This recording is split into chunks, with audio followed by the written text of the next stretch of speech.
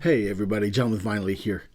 So, I told you all the story about how when I was really young I would ride my bike to the library and bring home music. And eventually I started to earn some money and I was able to buy my own music. And there was one album that I could not bring myself to walk into a store and buy. And it was because of the album cover. And it wasn't Black Sabbath. It wasn't Iron Maiden's Number of the Beast. It wasn't an Ozzy album. It wasn't AC/DC, If You've Got Blood. These are some of the more like kind of scary album covers for kids. It was this one.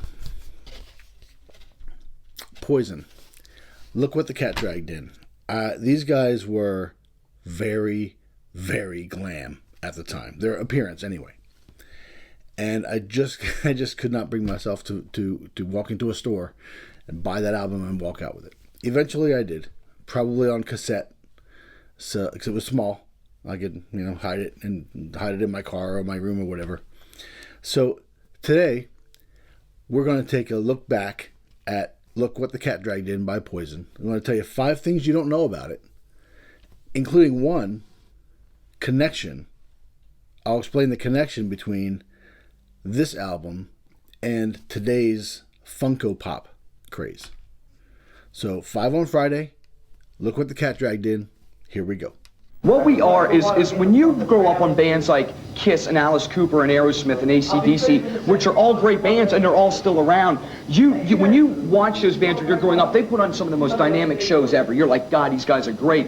And that's what we want to be. We don't want to be the band. We just want to have the same excitement that those bands had. And I think that's what we're pulling off, and I think the crowd's relating to it. There's a whole new audience out there, and Poison does not tell you how to look, how to dress, how to act, or anything. All we're saying is when you come to the show with our band, we're going to entertain you to death. You know what I'm saying? I mean, we're gonna go out there, and that's all we ever want to get across. As long as they leave with a smile and humming one of our songs, we're content. And buy a T-shirt.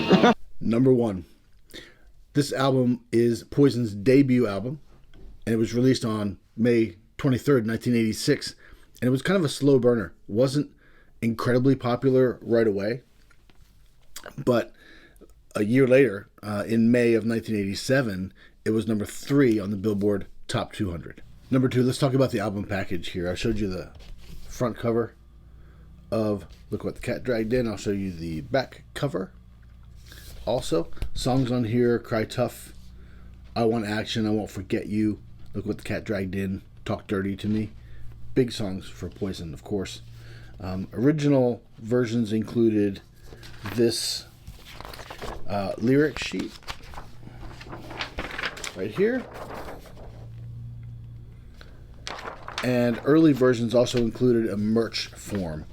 But this one was originally released on Enigma Records, which is a subsidiary of Capitol. But once it started to get popular, Capitol got involved and they started slapping their name all over the place. There's one right here. And they also put their Capitol logo on the record label. So if you're looking for this and you want the earliest version, look for ones that only have the Enigma logo on the label. Slightly later ones will have Enigma and Capitol. Number 3, if you're shopping for a copy of this album on vinyl, another way to tell if you are looking at an early edition or the slightly later Capitol reissue is to look at the running time on Cry Tough. Cry Tough was the first single from the album, and the running time on the original pressings was 3 minutes 14 seconds. 3:14. The actual track runs a little longer, but that's what's printed on the label is 3:14. Once Capitol got involved and they reissued the album, they put the slightly extended single version of Cry Tough on the album. That version runs 3 minutes 34 seconds. So that's one way to tell if you've got an early release or the Capitol re-release, other than the Capitol logo being everywhere, is the running time on Cry Tough will be a little bit longer on the Capitol reissue. Number 4, Originally, this album was supposed to have only one single, and that was Cry Tough. However, once the album began to build and get a little bit of momentum, additional singles were released. And the most popular of those was Talk Dirty to Me. Came in at number 9, topped off at number 9 on the Billboard charts. Talk Dirty to Me was a song that C.C. DeVille brought with him during his audition for the band. He was auditioning to be the band's guitar player, and as the story goes, he wanted the band to play his original songs during his audition for the band, rather than him learning and playing their songs. Kind of an arrogant move, kind of arrogant, but CC was a character for sure, and so he brought Talk Dirty to Me with him, and it turned out to be a pretty good idea because, again, it was the top charting single of all the 4 singles that were released. It was the top, number 9. Top number 9? Yeah. The Talk Dirty to Me single was aided by the video, which was in heavy rotation in those early years of MTV. The video is just glam hair metal craziness. It's a little, maybe a little corny today, maybe a little over the top, but again, it got heavy rotation on MTV in the early days. Number 5. The cover for Look What the Cat Dragged In was designed and photographed by Rob Jones.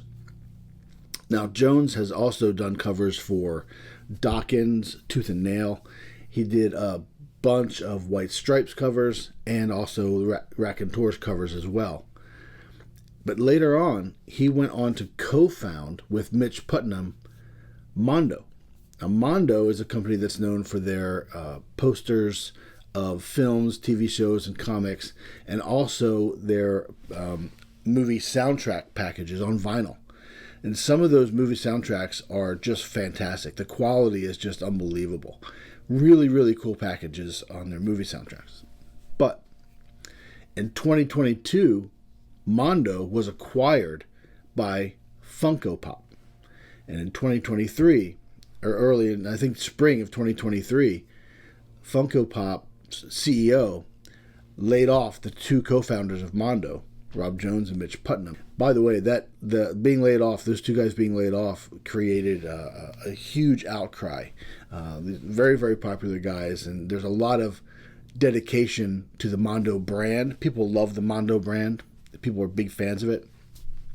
And laying those 2 guys off was not Funko Pop's most popular decision for sure.